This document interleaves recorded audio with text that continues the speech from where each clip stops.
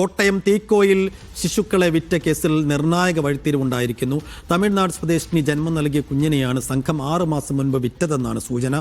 തൊടുപുഴയിലെ സ്വകാര്യ ആശുപത്രിയിൽ വെച്ചായിരുന്നു യുവതിയുടെ പ്രസവം. പ്രതികളുടെ മൊഴിയുടെ അടിസ്ഥാനത്തിൽ തൊടുപുഴ കേന്ദ്രീകരിച്ച് അന്വേഷണം നടത്തുകയാണ്. കേസിൽ റിമാൻഡിൽ കഴിയുന്ന പ്രതികളെ കസ്റ്റഡിയിൽ വാങ്ങി കൂടുതൽ ചോദ്യം ചെയ്യും. പ്രതികളെ തീക്കോയിൽ വീട്ടിലെത്തിച്ച് തെളിവെടുപ്പ് നടത്തിയേക്കും. ജ്യോതിഷ് മോഹൻ വിശദാംശങ്ങളുമായി. ജ്യോതിഷ്, ഒരു കുട്ടിയെ വിറ്റു എന്ന കാര്യത്തിൽ സ്ഥിരീകരണം നേരത്തെ തന്നെ വന്നതാണ്.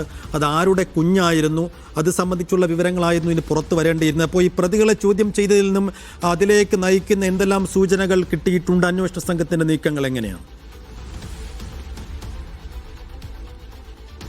സൈഫു, അന്വേഷണ സംഘം കൃത്യമായ ട്രാക്കിൽ തന്നെയാണെന്നാണ് കോട്ടയം ജില്ലാ പോലീസ് മേധാവി പറയുന്നത്. കാരണം അന്വേഷണ സംഘത്തിന് ഇത് തമിഴ്നാട് സ്വദേശിനിയുടെ ഒരു കുഞ്ഞാണെന്നുള്ള കാര്യത്തിൽ ഏകദേശം സ്ഥിരീകരണം ലഭിച്ചിട്ടുണ്ട്.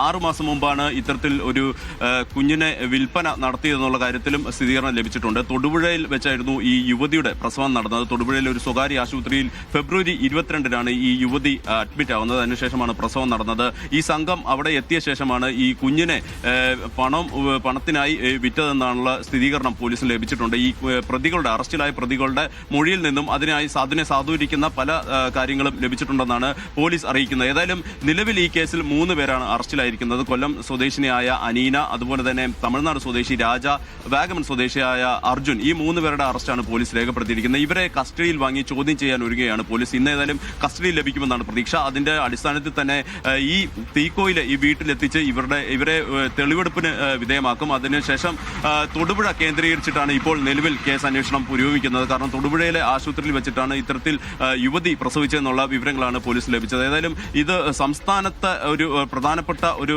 പല ഭാഗങ്ങളിലും ഇത്തരത്തിൽ ഈ സംഘം പ്രവർത്തിച്ചിരുന്നോ എന്ന കാര്യത്തിൽ പോലീസിന് സംശയമുണ്ട്. അങ്ങനത്തെ സംസ്ഥാന വ്യാപകമായ ഒരു അന്വേഷണത്തിലേക്കും പോലീസ് കടക്കുന്നുണ്ട്. സംസ്ഥാനത്തിന് പുറത്തും ഇത്തരത്തിൽ അന്വേഷണം വ്യാപിപ്പിച്ചിട്ടുണ്ട്. കാരണം പുറത്തുനിന്നുള്ള ഇതര സംസ്ഥാനത്തുള്ള യുവതികളെ എത്തിച്ചാണ്, ഗർഭിണികളായ യുവതികളെ എത്തിച്ചാണ് ഇത്തരത്തിൽ പ്രസവ ശേഷം കുഞ്ഞുങ്ങളെ വിൽക്കുന്ന ഒരു രീതിയിലേക്ക് ഈ മാഫിയ കടന്നതെന്നുള്ളതാണ് പോലീസിന്റെ നിഗമനം.